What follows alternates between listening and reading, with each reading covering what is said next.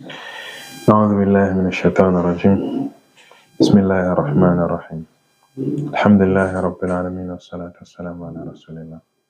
اللهم علمنا ما ينفعنا وانفعنا بما علمتنا وزدنا علما وإيمانا وفقها في الدين. اللهم لا سهل إلا ما جعلته سهلا وتجعل الحزن إذا شئت سهلا رب العالمين. Alright, so in our previous lesson we discussed about the fada'il, the desirable acts of salah. So we will continue from makruhat salah, the disliked act of salah. So قال المؤلف رحمه الله وأما مكروهات الصلاة فدعاء بعد الإحرام So the first one is that a dua, supplication after takbiratul ihram, right? So what is the ruling of takbiratul ihram? What is the takbiratul ihram? The first takbir, right? So what is the ruling?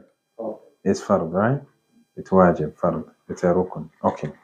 So after takbiratul ihram, Imam is saying that it is disliked to what? To supplicate, right? So supplicate is the dua we say, either a dua from the Quran or from the Sunnah or from your own self.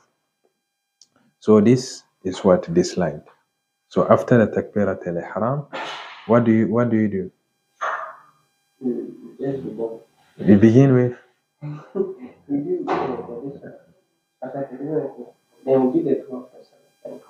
Then you what? Okay. Yeah. So after that, what do you do? After the takbirat al-ihram.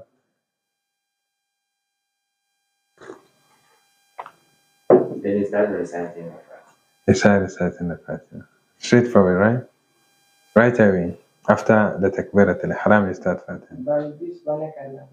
Okay. That's okay. But here, this is not the dua. This a dua, of course, or a dhikr. But the dua is referring here, you don't supplicate for yourself or say any dua. You understand? So that's it. So that's makruh. You don't say any dua.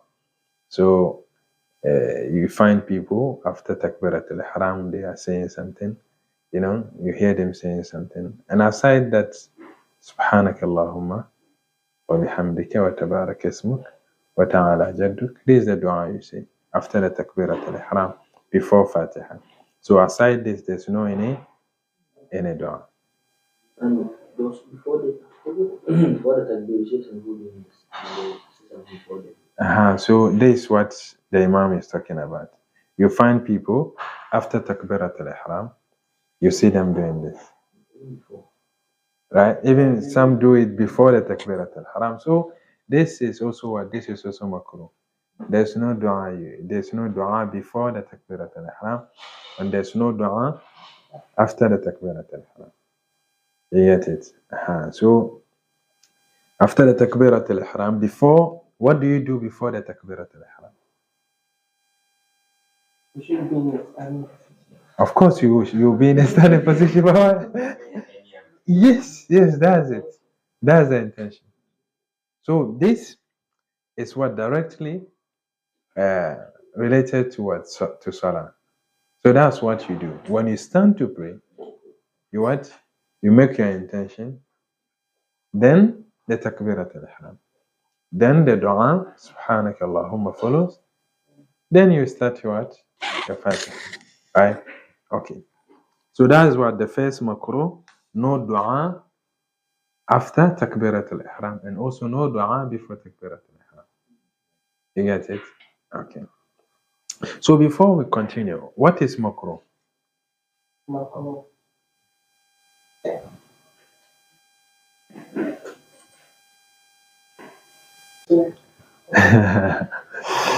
All right. So and then فالدعاء بعد الإحرام. The first disliked act of salah is the dua after تكبيرة الإحرام وقبل قراءة الفاتحة وقبل القراءة, and then before recitation there's also what? There's also no dua, you see, right before Fatiha. وقبل القراءة, before you start recitation. What do you start the recitation with? What's the first thing you recite in Salah? Fatiha. So before Fatiha, there's also no what? No dua. You get it? You can't raise your hand and supplicate or say something. No. You get it? Yeah. والدعاء في أثناء الفاتحة وأثناء السورة. So here there's also no dua. You don't. It's not permissible, or it's disliked to what? To say a dua while reciting Surah Al-Fatiha. Right? You know, while reciting Surah Al-Fatiha, or when reciting the Quran, the Prophet ﷺ will pause and then supplicate. Right? If the verse is discussing or talking about Jannah, he will ask Allah for Jannah. If a verse that he is reciting is talking about the punishment of hellfire, he seek refuge in Allah from what? From that punishment. So that's what the Prophet used to do. Okay, but here this is what in a voluntary prayer. Only in voluntary prayer. In obligatory prayer, you don't do that. Well, obligatory prayer, you are reciting, you recite and continue. Right? So here he said, you don't see any dua while reciting the Fatiha. Right? So like you say, غير المغضوب عليهم ولا الضالين, this bad thing that we should all not fall in the path of the Yahud and then the Nasara. Okay, but you can't pause and then pray, oh Allah safeguard me, oh Allah guide me to the right path. No. You get it? You don't do that. But when you are praying Nawafil, a voluntary prayer, you can pause and then supplicate. You get it? Is that clear? Okay. وَأَثْنَاءِ السُّورَةِ. So not only Fatiha, even the surah that you recite after Fatiha, when you are reciting in obligatory prayers, you don't what? You don't supplicate. You get it? You don't supplicate. You recite and go. Whether you recite the verses of Jannah, you don't ask Allah Jannah. The verses of punishment, you don't seek refuge in Allah from it. But when you are reciting these verses in voluntary prayer, you can what? You can ask Allah for Jannah and also seek refuge in Allah from the punishment. And then he also said, وَدُعَاءُ فِي الرُّكُوعِ. So we said in when we don't supplicate also in a ruku. When you go for ruku,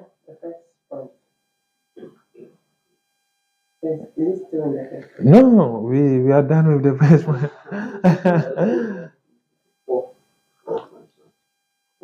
Yeah. So, وَالدُّعَاءِ فِي الرُّكُوعِ. And also, you don't say any dua, you don't supplicate in ruku. Is that clear? And we said there's other thing that you don't do in ruku. Yeah, you don't recite Quran. Okay. And also, والدعاء بعد التشهد بعد التشهد الأول.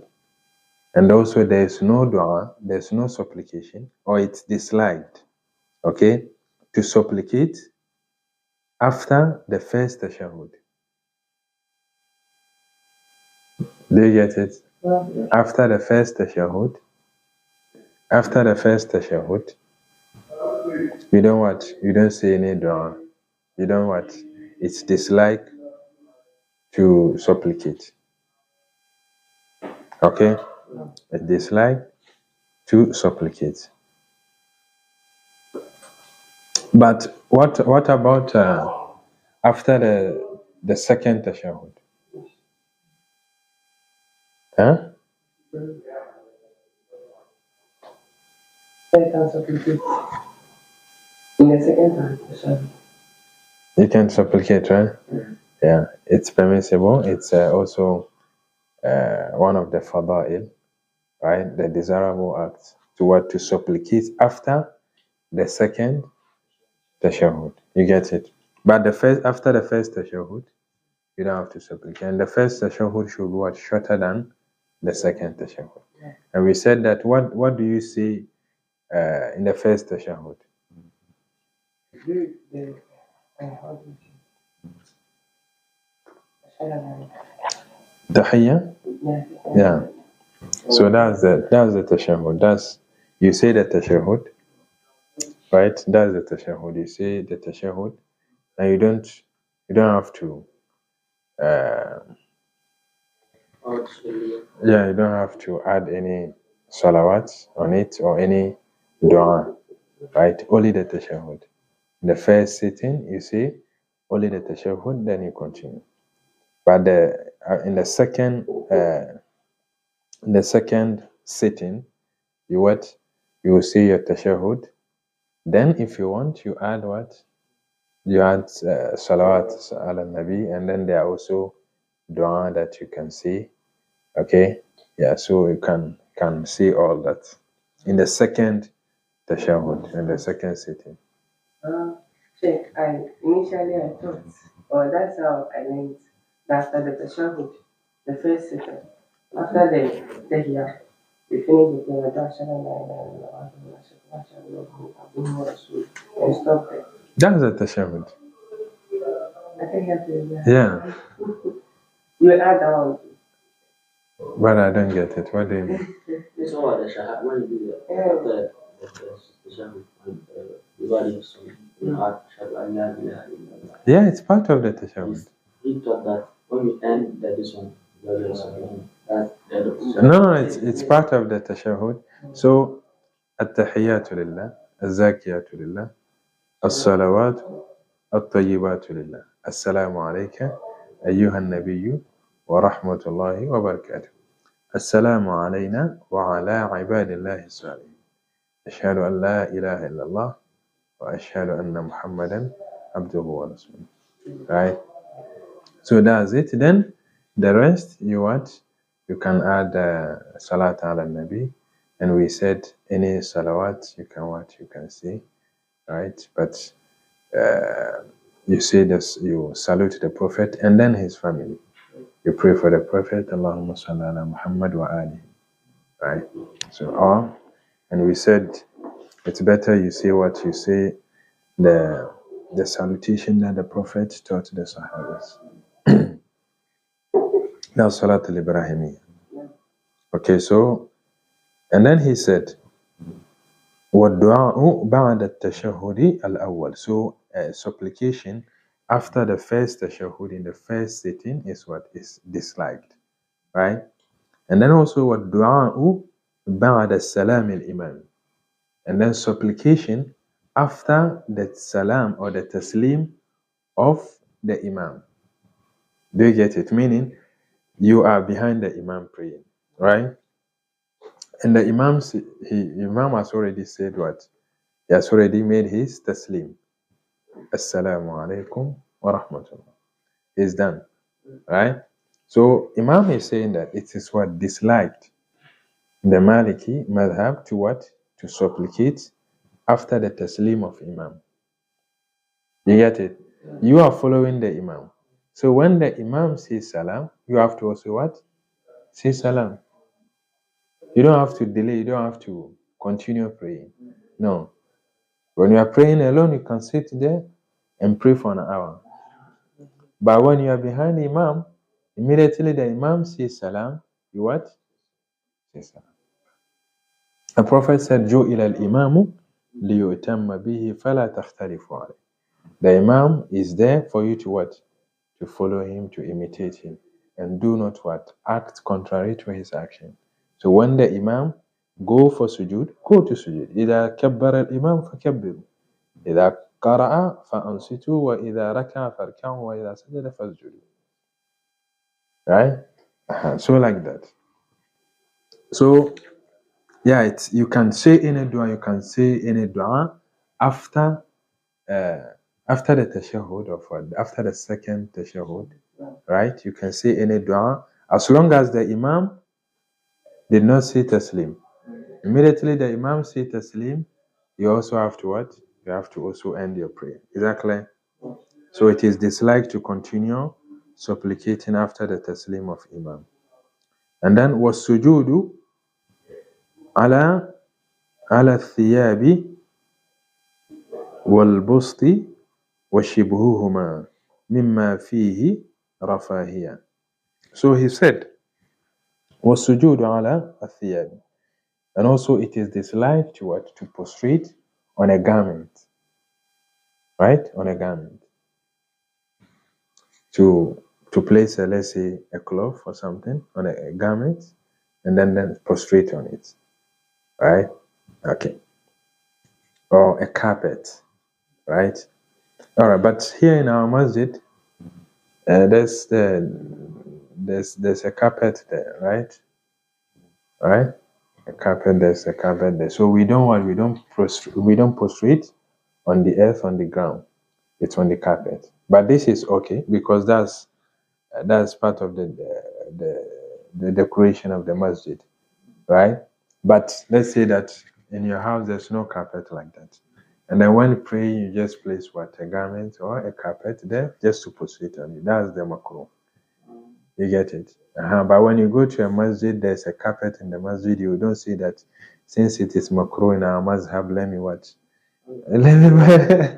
You didn't do that. So you just what? You just pray. So here, you didn't do it yourself. That's how the masjid was designed. So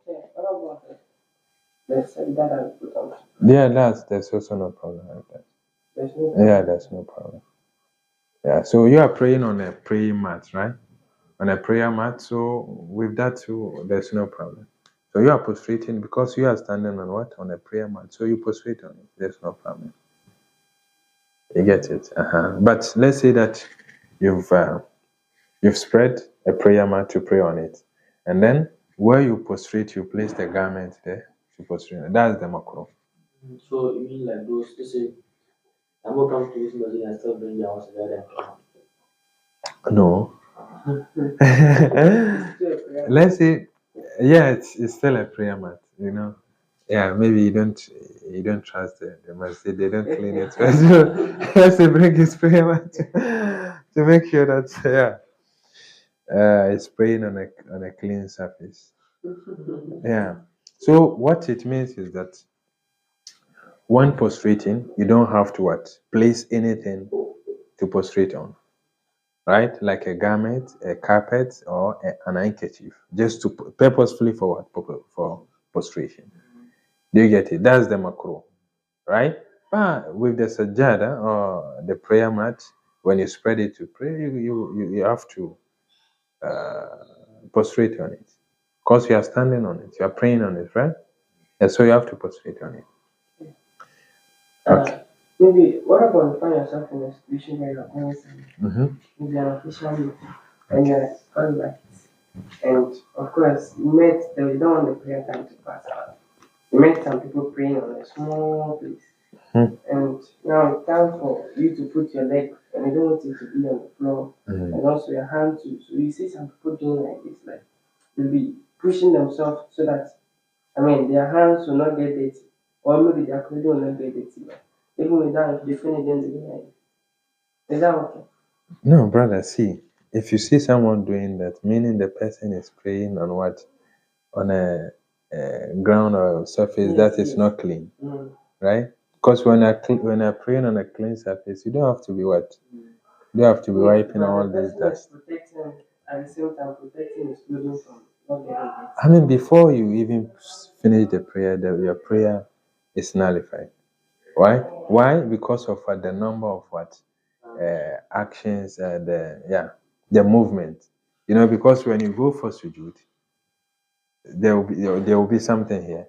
You try to clear it, and then there will also be somewhere you also wipe it out. So how many movements will you will you do by the time you finish the prayer? So make sure that if you don't have time, brother, go. With such prayer too, I mean, there will be no khushu, right? If you pray, find a clean mat or surface and then pray on it. Yeah. Because you are in hurry, that doesn't permit you to pray anyhow you want. You get it. It's good to pray with the congregation and then respect the time of prayer, but you should pray well. You get it. Yeah. All right. So, and then,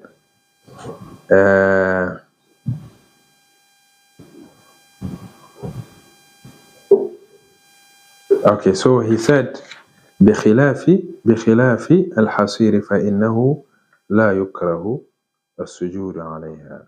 So let's say, as we just discussed, like this masjid, there's a carpet there. Okay. So the carpet is there already. So when you prostrate, you're not prostrating on the earth, you're not prostrating on the floor, on the ground, you're prostrating on the carpet. But there's no karaha, there's no dislike there. You get it? And as we explained, when you purposefully place something for a prostration, that's where the dislike is. You get it?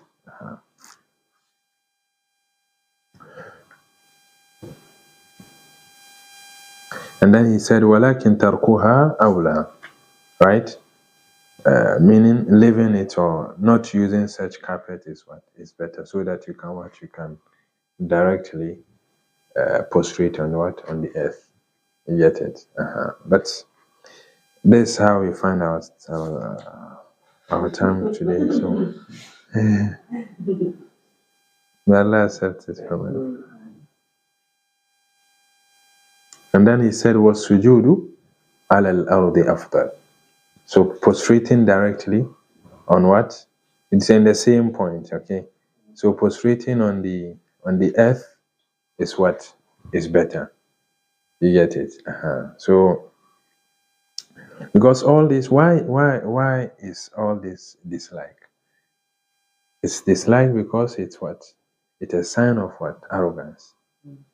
Right? It's a sign of arrogance. Because some people, they feel like I'm too big to place my forehead on the ground, or on the floor, or on the earth.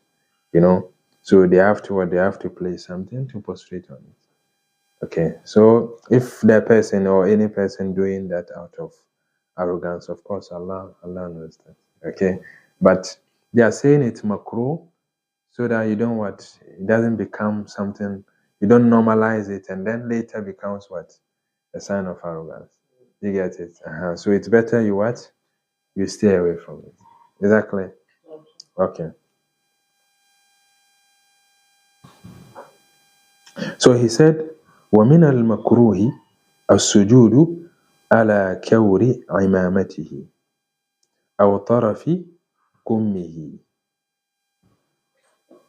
أو ردائه. So he said, and then part of the disliked act of salah is to prostrate on what? On a folded, on the fold of your turban. This imama. Some they have to fold it before they tie it, right? So when you tie it like that, there will be a fold here. So when you are prostrating, your forehead don't touch the floor. You get it? So this is also disliked. You get it?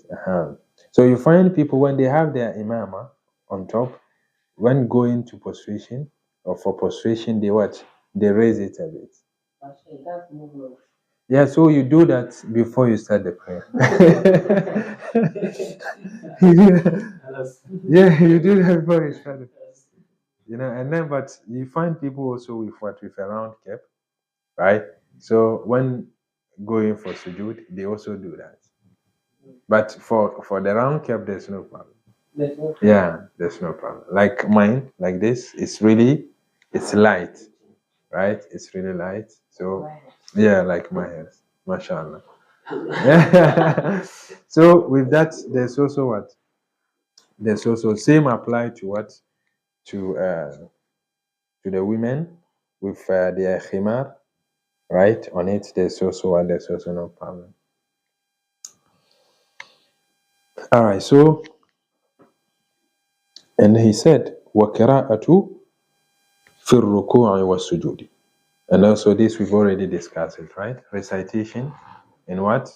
In ruku and sujud is also disliked, right? You don't recite Quran in what? In ruku and sujud. Okay, so now we've got into our issue that we discussed in our previous lesson. You remember the assignment, right? What was the question? But can you make a dua in your own language when you are in sujud? Okay.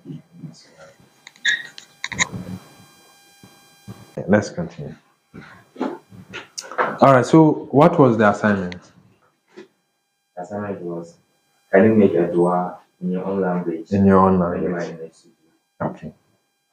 So, do you have anything? Okay. And you? Okay, let's start with you. Yeah. Mine is, you can make a dua when you are in sujud in your language. In your language. Okay. And what's your source? My source is, you can see a lot of people making a dua and Allah respond their duas. Even they don't understand Arabic. Mm. And even they make dua. And Allah accepts it. Brothers, are you sure you get the question? No. Okay, before we come to that, let's hear your mind. Okay, my answer is that you can make the dua in your own language. As far as with the condition that you can't say that dua in Arabic language. Let's say you don't know Arabic, let's say you want to say something, let's say Allah should You need something from Allah. yes, you can say that in Arabic. So you can say that in your own language. That's you can say it in Arabic. But if you can say it in Arabic language, you have to say it in Arabic language. Because they said the vast majority of scholars say that there shouldn't be any other language in Salah except Arabic language. So it is only when you can't speak the Arabic language, making that dua, that you have to say it in your own language. You can't. It's better you say it. Okay. So is the question clear? Yes. Okay, sure. Yes, I'm also with You are in the Amazon. Yes, I'm Okay. So you can still make the dua in your own language. I mean, especially when you're in a student like question is good. But you see, there's a narration from last time there was, in our discussion, we narrated that one of the Sahabs of the Prophet Muhammad he was making a dua, though the Prophet didn't teach them, though it was in Arabic. But this was not something that the Prophet told them. And he did, and later on the Prophet asked him, was like he did this dua, and Prophet encouraged. So I brought it because Shrek said, they said you can't add something that was not in the Salat. That's why I brought it. But the reason why you can make dua in your own language is in sujood, the other that are much closer to Allah. And Allah understands all languages.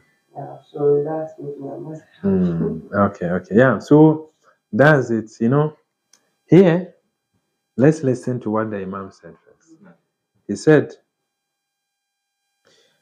so don't forget that now we are discussing the disliked actions of Salah, right? So here in the list he said, وَالدُّعَاءُ بِالْعَجَمِيَّةِ لِلْقَادِرِ عَلَى الْعَرَبِيَّةِ. Right? So he said it is disliked for a person who can speak Arabic, who knows Arabic, to supplicate in a foreign language. Do you get it? So what does this mean? It means you can. Right? For those who can't speak Arabic, those who don't know Arabic can supplicate, can say dua, can supplicate, pray, while in what? While in prostration. Do you get it?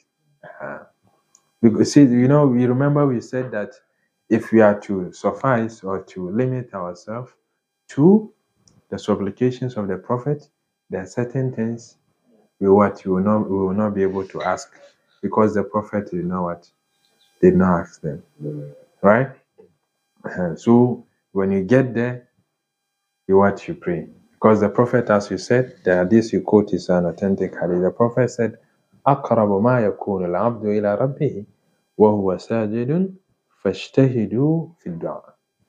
He said, the servant is really close to his Lord when he's what? In prostration. So pray well, or strive in what? In supplication. Right? You supplicate. So you can what? We can supplicate in our language if we don't know Arabic language. Or maybe let's say there's something that you need. You want to say, like you want the goodness of this world and the goodness of Akhirah. So this one, you don't have to say it in your language. There's dua, Allahumma rabbana atina fid dunya hasana wa fil akhirati hasana. So you use this, it's better, right? But when you need, let's say, you have an exam, you need good grades, right? You have to tell Allah, I need good grades, right? You need money, you need capital to start business, right? Don't use this one. Yes, this one, it's entails everything, but be specific. When you are dealing with Allah in supplication, you have to be specific. If knowledge is what you want, tell Allah I need knowledge. Money is what you want, tell Allah I need. If you say Allah, irzuquni, if you say Allah, irzuquni, the word risk in Arabic language is very broad. Knowledge is part of risk, understanding is part of risk, health is part of risk. So Allah, maybe there's a hidden sickness or disease in you that you don't know, you've not yet discovered. So Allah will heal it. Allah has accepted the prayer. But you saying Allahumma rizukuni is money that you want. So be specific. I need money. Be specific. Is that clear? Yeah. So, and then he said, wal iltifatu fi salati. You don't also have to what? Be turning, looking around whilst praying. Okay? When you are praying, you have to look at the spot of what? Sujud, where you are to prostrate. You look at there, you don't look around, you don't look at the sky, you don't look at the ceiling, you don't look around. So this is also what? Makruh, it is what? A disliked act of what? Act of salah. So before we proceed, what is, if we say something is disliked, makruh, what does it mean? It means something that is not part of the actions of the Lord. It's not encouraged for you to do. Like if you do, it's not haram. The continuation of doing it, like if you continue, it becomes haram. But it's not the action of the Lord. Yeah, so that's it. So what does it mean if we say makruh in salah? This is disliked act in salah. What does it mean? This is a general meaning of what? Dislike. Something dislike, it's not the action of what? Of the noble. The noble people, the pious ones, they don't do it. Right? Okay, now we get it. This is a general meaning. So in salah, if we say this is makruh, as the part of what we mentioned, when you do it in salah, what will be on you? Will there be any consequence? Continuation of the result. So like what? Maybe for instance the movement. Okay. When you move, maybe the first two, or maybe you move based on something, it's okay. But if you continuously move and it becomes, it nullifies the praise. Do you want to say something? So it's the makruh in salah. So if let's say something is makruh, if you do it, it doesn't nullify the prayer. But you and the person who doesn't do it, the person has more distinct than yours. Yeah, this is what I want to hear. So that makruh does not nullify the prayer, right? When you do it, your prayer is still what? It's still valid, it's still intact. You still get your reward. You don't have to repeat, okay? But you lose what? You lose some reward for doing that. Like let's say we just spoke about what? You have to keep your gaze where you are to prostrate, right? So, and then you did not do that. You are, because of the decoration of the mosque, you kept looking at the ceiling, looking here and there, So this is what? It takes away the tranquility, the concentration in Salah. And this what will reduce your reward drastically. You get it? So this act does not nullify the prayer, does not invalidate the prayer, but it reduces what? The reward. You get it? And he said, وَالْإِلْتِفَاتُ فِي الصَّلَاةِ وَتَشْبِيكُ أَصَابِعٍ.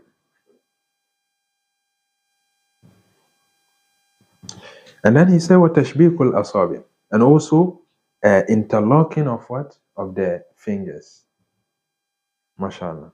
So interlocking of the fingers, right? It's also makruh.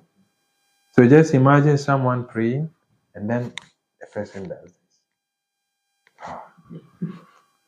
Right? So this is not what? It's not part of what? It's not part of Salah. But when you do it, it does not invalidate it, but it takes you what? You loses that concentration. And also, consequently, you what? You lose some reward. You get it? And then also, wawadun, and also cracking of the fingers. You know, you find someone praying, then the person will be cracking the fingers like, right? Or the knuckles, right? Like this. The person will be cracking. So this is also what? It's also makruh. Yes, something like this. Right? Something like this, the neck and all that. So this is also what is also part of the makruhat salah. And then he said, وَوَضْعُ يَدَيْهِ عَلَى خَاصِرَتِهِ. And also placing the hand on what? On the hip. To place your hand on what? On the hip. Or your waist, like this. So this is also what? This is also makruh. But all this, sometimes I ask myself, why would someone do that? Why would someone I mean, interlocking your fingers, cracking the fingers, the knuckles, and also placing the hand on the hips. Why would you are in prayer?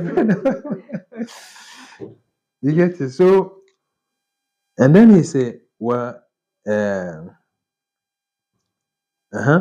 وتغميض عينيه وتغميض and then وإقعاؤه, that is the cracking of the knuckles, and then وتغميض عينيه, تغميض العينين, closing of the eyes, right? To close your eyes like this. Some do that. Okay, but here scholars say that if, let's say, you are praying in an open place, and then people are walking anyhow. Nowadays the way people dress, huh? So when someone who is not well dressed is walking, passing, where you can see the person, and you think that will what? Take your concentration out of the prayer. What do? You can close your eyes. There's no problem. But some people, they feel like when they close their eyes, they concentrate more. This is makruh. You get it? To close your eyes thinking, that's so true. No. This is not bad.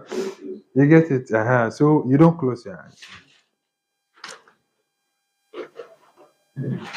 And then also, part of the makruhat, وَوَضْعُ قَدَمَيْهِ عَلَى الْأُخْرَى. Placing what? One foot on another. When someone stands for so long, some put what? Their foot on what? On the other. So this is also makruh. Okay, the last end is right. People. No, brother, when you get tired, just sit and rest. Yeah. When you get tired, sit and rest. Exactly. So you don't put what? One foot on top of the other. وَتُكْرَهُ بِأَمْرٍ دُنْيَوِيٍّ وَحَمْلُ الشَّيْءِ بِكُمِّهِ. And also, وَتَفَكُّرُهُ بِأَمْرٍ دُنْيَوِيٍّ وَحَمْلُ شَيْءٍ بِكُمِّهِ. So here, it's also talking about thinking about what? About the worldly matters, right? You are in prayer and thinking about, okay, the undone transaction that you left, you know. If such things, when you are served food and it's time for prayer, eat the food very well before you go to Salah. Yes, if you have, let's say, a business transaction that you are about to do, and it's time for prayer, and then you think that when you leave that thing, you'll be praying and then still thinking about it. Finish it before you go. That's with the condition that this transaction should not be on Friday. When it's on Friday, then it becomes what? It becomes haram, right? It becomes haram. But on other days, just finish it, and then go for prayer. If only it will not, extend to the next prayer, right? Because there's no why. You can't leave something, or let's say come to prayer, and then Allah Akbar. Okay. So, and then he said, so you know what? You don't be in prayer and then be thinking about what? Worldly affairs, right? You focus on the prayer, you concentrate in your prayer because you are what? You are standing before Allah, right? And then وَحَمْلُ الشَّيْءِ بِكُمِّهِ. You don't also carry something in your what? In your sleeves like this, or in your armpits, something like this, holding something whilst in prayer. This also what? This also makruh. Why? Because it's also what? It gives you what? Divided attention. Okay? So you don't carry anything between your sleeves or in your sleeves or in your armpits. Right? Our family, and you don't place something between your lips or your mouth that will prevent you from what? From recitation or making dua. And then he said also, وَعَبْثٌ بِلِحْيَتِهِ.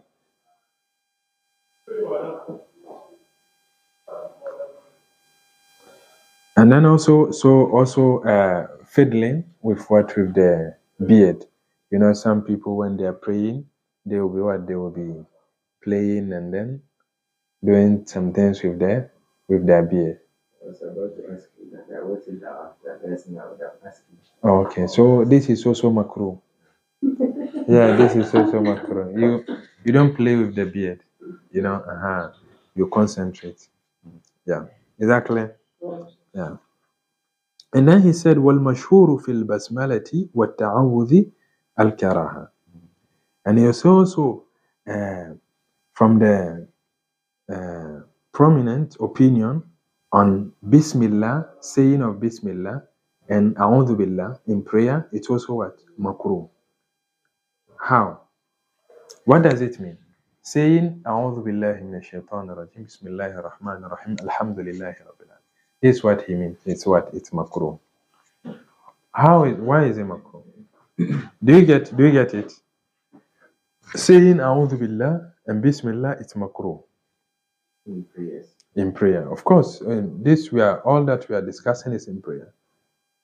Saying Bismillah, A'udhu Billahi Minash Shaitanir Bismillah, in prayer before Fatiha is what is makruh. This in our madhab. Because Shafi'iyya, they say it loudly.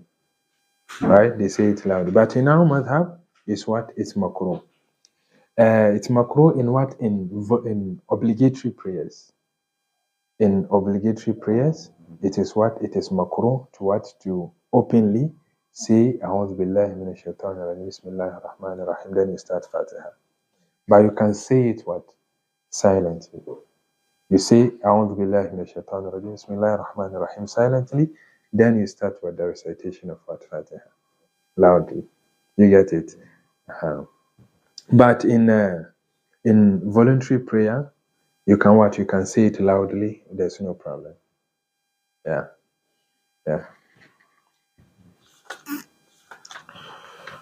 But if you see someone saying it loudly in obligatory prayer, you don't. It's okay because there's a madhab like madhab of Shafi'iyya. They say it, so you don't condemn the person, you don't object. Some people they like trying. When they see something new, they also they want to do it, especially where they know that people don't normally do it. So to see the reaction, they like testing to try things. Yes. But this is not good. If you know in your neighborhood and your community or your country, in your city, they don't do something. Whatever you see somewhere, just know that this thing also exists. Learn about it, know about it, but don't bring it to your community. You understand? Because sometimes some things like this bring division and confusion among people, especially among those who don't know, right? So you see someone, Allahu Akbar, says dua, أعوذ بالله من الشيطان الرجيم بسم الله الرحمن الرحيم. It's like so this one people say it. So why are people not saying it? Or someone will tell you that okay, this is not right. But it's knowledge is broad. Fiqh is really broad. This is correct, but in our mazhab we don't do that. You get it? Yeah. Can I say something? Ujam say So something. really, like, in the Quran, like the tajweed rules, when I was in Turkey, I learned this from one of our teachers. So, like, example, إِنَّا أَنزَلْنَاهُ فِي لَيْلَةِ الْقَدْرِ. That's what people say. But my teacher in Turkey said, Qadr, because the dal becomes what? Sukun. Yeah, then that's it becomes qalqala. qalqala. And the lamb will be sakina. So Qadr, the wow. So Qadr, right? So then it becomes qalqala. But here you say Qadr. Okay? إِنَّهُ لَقَوْلٌ فَصْلٌ. That's what he said here. Whether he said فَصْلٌ. وَمَا هُوَ بِالْحَزْلِ. He said yeah. He said hazl. Right? Because how has zayn has, then the line becomes what sakina. So has, it makes only the sound of the lamb. So sometimes I want to use that, I don't want to do, because if you do, people will say, so what is it? So I don't normally use this like protocol. I don't normally use when I'm reading. But I would say that. So I try to use the guy what you always say. What the answer something like that I try to use. But let's say sometimes when you find some things people recite it wrongly or say it wrongly. So if you know the correct thing, you do the correct thing. Don't let the popular mistake. Let you abandon what you know it is right. You get it? But when it comes to Quran recitation, we have different style of recitation and different ways of recitation, which are also correct. You get it? But and also the mazhabs are also different. But this is the wise way to go. You do what people are known, what is known among people. You don't bring new things. Some people they like doing that. When they go somewhere, they want to see the new thing so that they can bring it home. Yes. It creates a lot of division. You see people arguing unnecessarily. You go and ask, what is it? Someone has come, he did something that they don't know. Okay, so why are you arguing? You don't know why are you arguing? You get it? So, may Allah grant us understanding. So here, والتعوذ والمشهور في البسملة والتعوذ كراهة. So we discuss this, right? And he said, في الفريضة دون النافلة, right? With فريضة دون النافلة. So now, as we said, it's what this saying of Bismillah, A'udhu Billah and Bismillah in obligatory prayer is what? Is makruh, right? That is in obligatory prayers, in the 5 prayers that we pray, which is makruh. And he said, Duna nafilati. But it's what? Not in in voluntary prayer. In voluntary prayer, you are free to what to say then. You say A'udhu billahi minash shaitanir bismillah, and then you continue. You get it, there's no problem. And then he said, Wa'an Malik. Who is Malik? He said, Wa'an Malik. It's a Sahaba. Who is Malik? Malik. Yeah. Like normal. No, this, not Malik in Arabic language. This is a proper noun, Malik. Wa'an Malik. So, now, which mazhab are we learning? Mazhab of Imam Malik, right? So this is a Malik. When I heard what Malik said, So this is so this is one Malik, right? One Malik. So Imam Malik said. So this is what opinion of what Imam Malik. So this is the first time that the Imam is mentioning what Malik, right? Even though all is based on what his understanding of it, but here is what he's quoting one opinion from Imam Malik direct. You get it? So he said one Malik, قول بالإباحة one Ibn Maslama أنه مندوبة. So there is also opinion or a statement of Malik that it is permissible to say what? أعوذ بالله من الشيطان الرجيم بسم الله in what? In obligatory prayer. But the popular, the well-known opinion in that mazhab is what? Not saying it. Right? You say it silently and then recite your Fatiha. You don't say A'udhu Billah and Bismillah loudly in obligatory prayer. Is that clear? Okay. And they say one Ibn Maslama annaha mandubatun, and also Ibn Maslama, also one of the scholars of Malikiya, said it's also what mandubatun, it is desirable or recommended act. Right? So you can what? You can say it. So you can see that in one mazhab, some are saying it's what you can say it, some are saying what you can't say it. Okay, or they are saying it's makruh. You get it? So there's a kind of leniency in the issue. It is not kind of strict. So that's fake. When you are learning it, you don't have to. It's something sweet. You get okay. Yeah, this is what we do. But this is not wrong. This is also not wrong. You get it? Yeah. So one Ibn Nafi' wujubuha, and then there's also a scholar Ibn Nafi' within the madhab who said it is wajib to say A'udhu billahi minash shaitanir rajim Bismillahir Rahmanir Rahim Alhamdulillahi Rabbil Alamin. He said it's wajib. Right? Okay. So here he mentioned that it is makruh, and then Imam Malik said it is what? Permissible, and then Ibn Maslama said it is recommended, and then Ibn Nafi said it's wajib in one mazhab. Yes, so this is fake. You get it? So when you see someone doing it, I will not do it. But if I see someone doing it, I will not condemn it. I will not object. Right? But within our mazhab too, there are also what? Their opinions like that.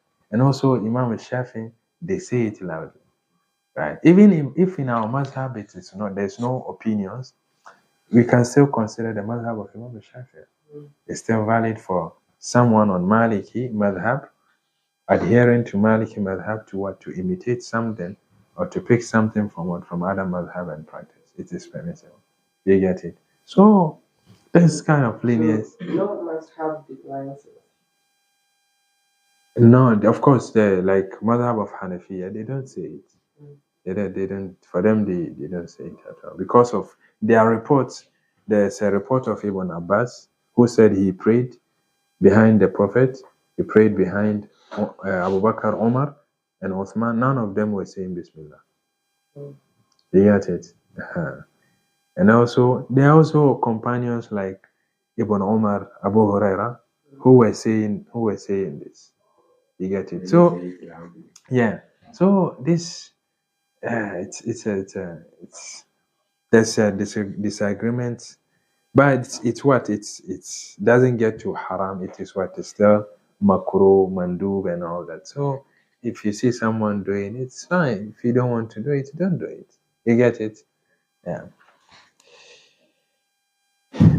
So he said, فَإِنْ فَعَلَ شَيْئًا مِنَ الْمَكْرُوهَاتِ. So now he's going to tell us when someone praying does one of these acts, is there any,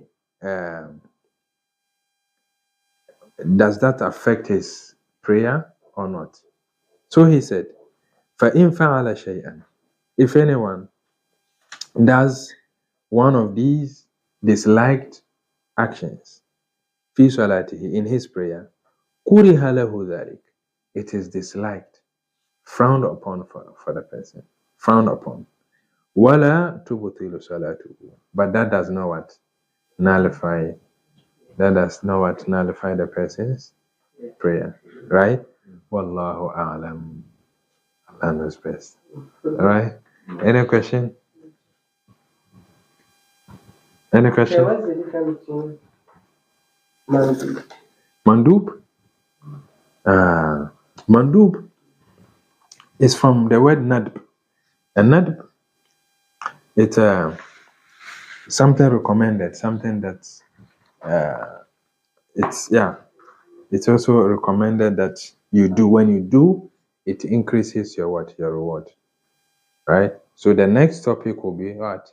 Mandubat Salah. Right? It will be Mandubat Salah. You get it? So we are done with what? Faraid Salah, Sunan, Fada'il, and then Makruhat. So the next one will be Mandubat. The mandub is the opposite of makruh. Makruh, yeah. Yeah. Are we clear? Any question? Yes, also not. Okay. So I meant calling Adhan.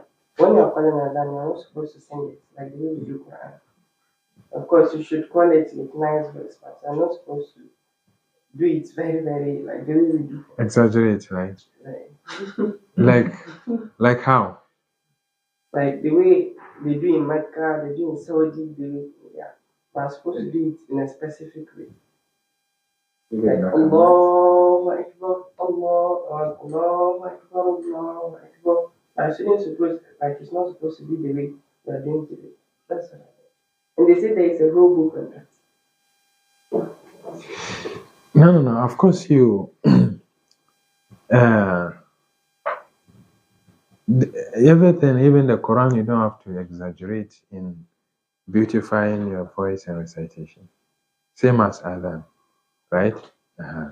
But of course, the Adhan, the person calling the Adhan should call it with a nice voice, right? That's why all the Sahabas were not calling prayer for the Prophet. There are specific people who were calling them. Right? So there's a chapter for Adhan and a comma. When we get there, we discuss in detail. How do you do it? The narration on that when you are calling for Azan, how do you turn? Do you turn or you just stand still? How do you do? Where do you put your hand? Do you put your fingers in your ears or you put it on your head? How do you do it? Inshallah, when we get there, we discuss. Any other question? You said you will have a practical session for the Salat. Yeah, we are not done with the Salah yet. So when we are done, we will start from the beginning to the end. We don't demonstrate how to pray. You understand? So and then we also discuss about some common mistakes. You understand? That will be a full lesson after the Salah, inshallah. Somebody asked me, I couldn't answer someone. So when you come and maybe you miss Maghrib, and you come to meet Isha prayers, and their prayer, of course, you can't pray while the Imam is praying. So can you join them with the intention of you praying Maghrib? And also, they've already prayed one rakah. So you join them when they sit down, you sit down with them, or you stand up because you're supposed to pray two and stand up. 2 rakah before you stand up. Or because the first sitting is not wajib, so when they sit, you can follow. When they stand up again to add the second one, you sit down and do this one. And when they stand up again to do the last one, then I mean, before you do. So it's this. May Allah accept it, brother. You see, this in Salah, in our madhab, you don't, your intention should not be different from the Imam's intention. You get it? The Imam is praying Isha. If you want to pray Isha, join the Imam. Alright? And now, Maghrib prayer, the time of Maghrib prayer has already expired. Right? It's time for Isha. And they are praying Isha. And it's not permissible for you to come and pray while there is what? A current ongoing prayer in the mosque. So here, you join them, get the blessing or the virtue of what? The congregation with the Jama'ah. Then after that, you make up what? Your missed prayer. You get it? Yeah, in other words, you can pray Asr before Zuhr. No. This is in a specific situation, right? You came, they are praying Isha, and you've already missed Maghrib, and the time of Maghrib has already expired, right? So here you can pray, you can join them to pray Isha, then you pray what? Pray Maghrib, because when you engage, it's not permissible, it's not allowed, it is haram to engage in what? In a different prayer other than what the Imam is praying. You get it?